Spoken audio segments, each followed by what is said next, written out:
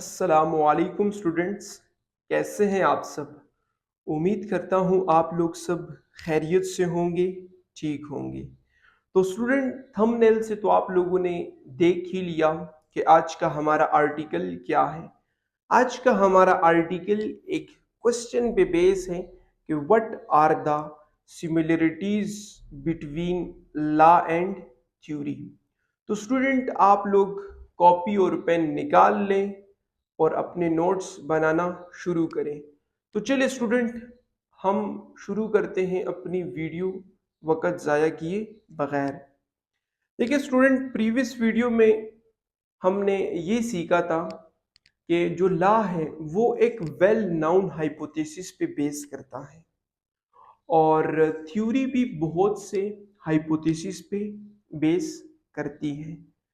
तो देखिए स्टूडेंट, जो लॉ है वो भी हाइपोथेसिस पे बेस करता है और जो थ्योरी है वो भी हाइपोथेसिस पे ही बेस करती है। तो देखिए दोनों में एक चीज कॉमन क्या हुई। एक चीज कॉमन ये है कि both are based on hypothesis. दोनों किस चीज पे बेस करती हैं? हाइपोथेसिस पे। तो स्टूडेंट, पहला पॉइंट नोट्स में आप लोग लिखें कि both based on tested hypothesis. दोनों हाइपोथेसिस पे बेस करती हैं। पॉइंट नंबर 2 दोनों के मुतालिक क्या है कि both are supported by large number of data.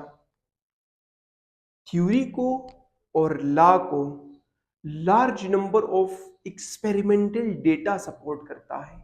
देखिए वो एक्सपेरिमेंटल डेटा हम कहाँ से हासिल करते हैं?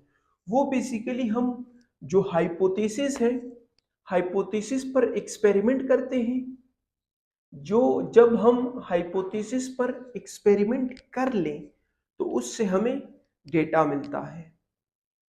तो डेटा, जो एक्सपेरिमेंटल डेटा है, वो लॉ को भी सपोर्ट करता है और थ्योरी को भी सपोर्ट करता है।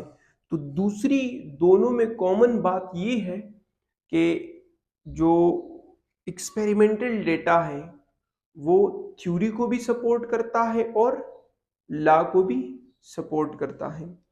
स्टूडेंट, पॉइंट नंबर 3 की तरफ मूव करते हैं कि बोथ कैन बी मॉडिफाई। देखिए स्टूडेंट, साइंस जैसे जैसे तरक्की कर रही है, साइंस की नॉलेज में बहुत इजाफा होता जा रहा है।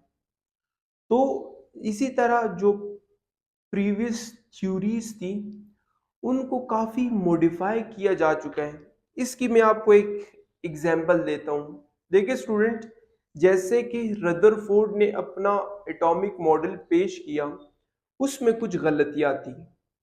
वो गलतियाँ नील बोहर ने ठीक कर दी। अब वो जो बेसिकली रदरफोर्ड ने एटम के मुतालिक मॉडल पेश किया था, नील बोहर ने उसको मॉडिफाई किया। उसकी जो थ्योरी थी उसको मॉडिफाई कर दी। अब एक और एग्जांपल मैं आपको बता दूं, वो क्या है? विस्पर थ्योरी का आप लोगों ने सुना होगा। विस्पर थ्योरी में भी कुछ गलतियां मौजूद थी।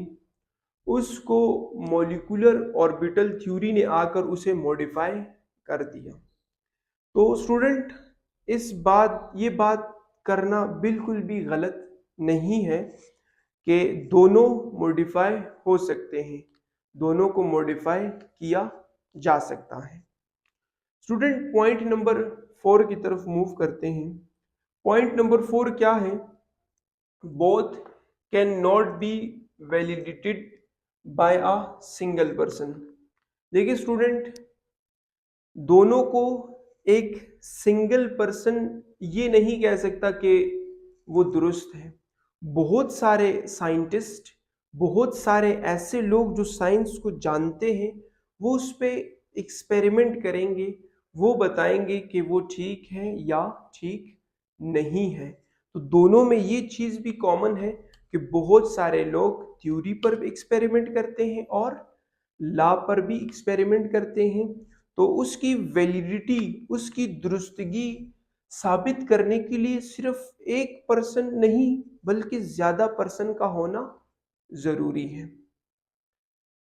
स्टूडेंट्स, अब हम पॉइंट नंबर 5 करते हैं। पॉइंट नंबर 5 इंतहाई आसान पॉइंट है।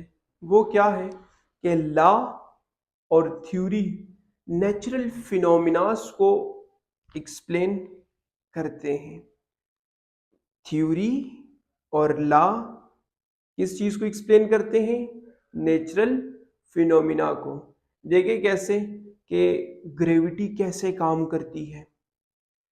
देखें कि ये एक मार्कर, इसको अगर मैं समंदर में फेंक दूं तो ये डूब जाएगा।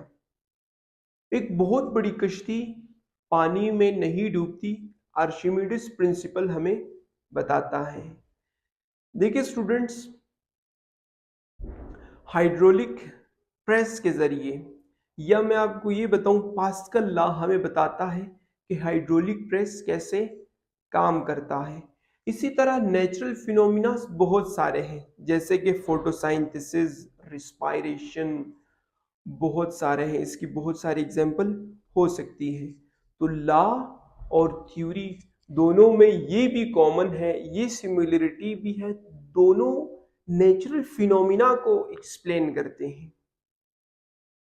स्टूडेंट्स, अब हम मूव करते हैं पॉइंट नंबर 6 की तरफ। देखिए ये पॉइंट भी आप लोग अपनी कॉपी में लिख लें कि both are use to technology more advance. Technology को एडवांस करने के लिए, टेक्नोलॉजी को ज़्यादा बेहतर बनाने के लिए, ज़्यादा प्रिसाइज बनाने के लिए हम लॉज और थ्योरीज का इस्तेमाल करते हैं। स्टूडेंट, पॉइंट नंबर 7 इंतहाई आसान पॉइंट कि लॉ और थ्योरी बहुत ज़रूरी है। किस चीज़ के लिए ज़रूरी है? साइंस को समझने के लिए बहुत ज़रूरी है। अब स्टूडेंट पॉइंट नंबर 8 करेंगे कि both based on the result of many investigation. Student, जो हाइपोथेसिस हमने बनाई उस पर हमने बहुत इन्वेस्टिगेशन करते हैं। उस इन्वेस्टिगेशन, जब हम इस इन्वेस्टिगेशन बहुत ज़्यादा कर लेते हैं तो उसके बाद हमें रिजल्ट मिलते हैं। क्या मिलते हैं? हमें रिजल्ट मिलते हैं। वो जो रिजल्ट है वो उस पे लॉ भी बेस करता है और थ्योरी भी बेस करती है। तो ये हम कह सकते हैं कि लॉ और थ्योरी, जो इन्वेस्टिगेशन हमने किया, वो उसका जो रिजल्ट था, दोनों उस पे बेस करते हैं। Student, point number 9। Point number 9 क्या है?